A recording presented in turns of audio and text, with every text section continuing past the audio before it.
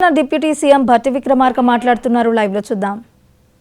చాలా సంవత్సరాలు చాలా రాష్ట్రాల్లో బహుశా దాదాపు స్వాతంత్రం వచ్చిన తర్వాత ఇంతవరకు తెలంగాణ రాష్ట్రంలో చేసినట్టుగా సిపెక్ సర్వే ఎక్కడ చేయలేదు.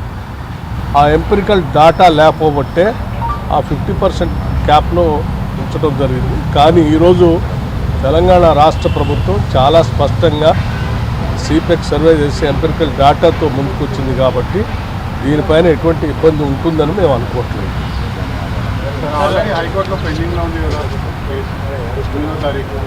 దానికి సంబంధించినటువంటి ఇది న్యాయస్థానాలకు సంబంధించిన అంశం.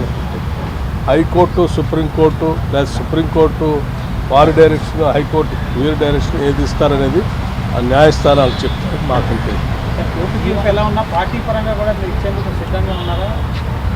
ఇంకా ఆలోచనలు ఏమన్నాయి కల్పించడానికి సిద్ధంగా ఉన్నారు? ఊహాజనితమైనటువంటి ప్రశ్నల మీద మేము తప్పనిసరిగా కోర్టులు కూడా దీనికి సానుకూలంగానే ఉంటాయని మేము ఆశిస్తాము. 67% అవుతుంది కదా సార్ రిజర్వేషన్.